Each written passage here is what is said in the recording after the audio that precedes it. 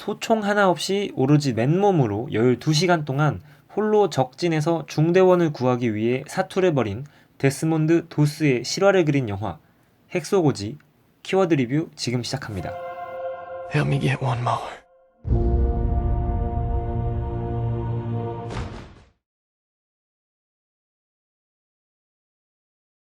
Help me get one more. 12시간 동안 핵소고지 위에서 홀로 부상자 75명을 구하며 주인공이 계속해서 되뇌이던 말인데요. 실제 주인공이신 데스몬드 도스분의 살아생전 인터뷰를 보면 당시에도 이 말을 계속 되뇌이셨다고 합니다. 무기도 없이 언제 발각되어 죽을지 모르는 상황, 손과 발은 만신창이임에도 불구하고 한 명이라도 더 구하려 하는 그의 모습이 영화에 고스란히 반영되었습니다. 이 장면에서 깊은 감명을 받아서 상영관에 나오면서도 계속 생각이 나더라고요. 여담으로 2월 말에 개봉하는 앤드류 가필드, 리암 니슨 주연, 마틴 스콜세지 감독 작품인 사일런스의 예고편 마지막에 가필드가 이런 말을 합니다. I pray, but I'm lost. Am I just praying to silence? 기도해도 앞이 보이질 않는다.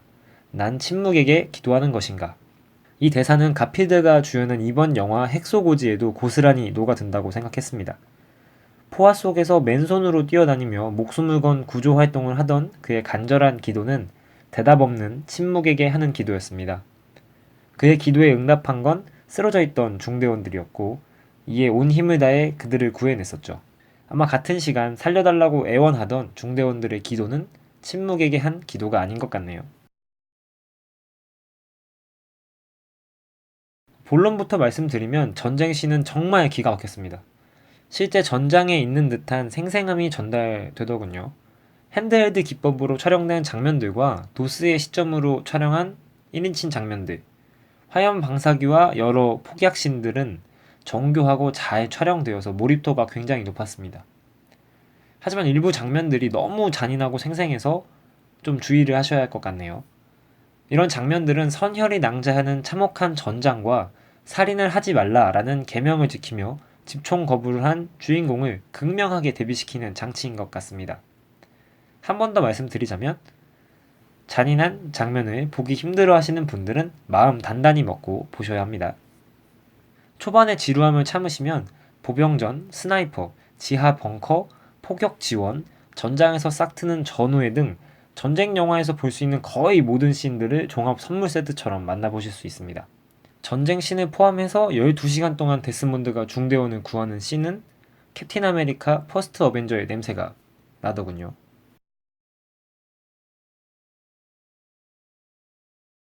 데스몬드의 집청 거부는 단순히 100% 종교적인 이유가 아니라 그의 성장 배경과 맞물려서 결정한 선택입니다. 그 영화 보기 전까지는 무조건적인 종교적 거부인 줄 아시는 분들이 많더라고요. 저도 그랬고.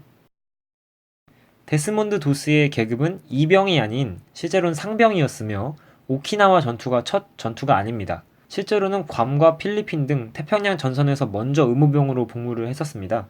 그 뒤에 이제 오키나와에 와서 영화 속 주 배경이 된 핵소고지 전투를 치른 거고요. 아버지는 1차 세계대전 참전 용사가 아닌 평범한 목수분이셨습니다. 영화에서는 PTSD를 앓고 있는 참전 용사처럼 이렇게 나오죠.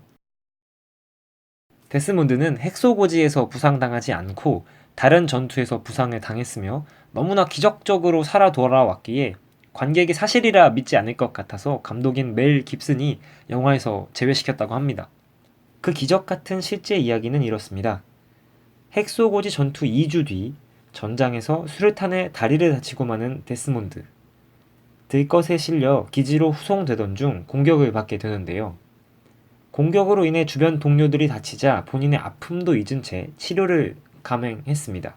상황이 수습되자 자신보다 주변 동료들을 먼저 후송해 줄 것을 당부하며 전장에 남았고 이후 자신의 차례에 후퇴하던 도중 저격수의 공격으로 팔까지 부러지고 맙니다. 이에도 포기하지 않고 300m 가까이를 홀로 기어가서 구출되게 됩니다. 너무나 기적적으로 살아 돌아와서 정말 멜 깁슨 감독이 왜 제외시켰는지 이해가 가는 대목이네요. 영화를 본 데스몬드 도스의 아들은 앤드류 가필드의 연기를 보고 울었고 감독인 멜 깁슨의 아들 마일로 깁슨은 조연으로 출연을 해서 스크린에 데뷔했다고 하네요. 이번 핵소고지를 통해서 제 인생 배우로 당당히 레벨업하게 된 앤드류 가필드를 어메이징 스파이더맨 이후로 스크린에서 만나게 해준 작품입니다. 멜 깁슨의 작품들이 다소 잔인하고 폭력적이나 그만큼 생생하게 현실을 스크린으로 옮겨온다는 증거라고 생각을 하게 해준 영화였습니다. 초반부가 지루하고 설명을 띄엄띄엄해서 몰입감이 떨어지고 불친절하다고 느끼실 수 있습니다. 하지만 데스몬드의 입대와 군사재판 장면을 지나면 끝날 때까지 쭉 몰입하실 수 있을 거라 생각합니다. 마지막으로 한마디 하면서 마치도록 할게요. 크리스토퍼 놀란 감독의 덩케르크를 보기 전까지는 제 인생 전쟁 영화라고 생각하고 있겠습니다.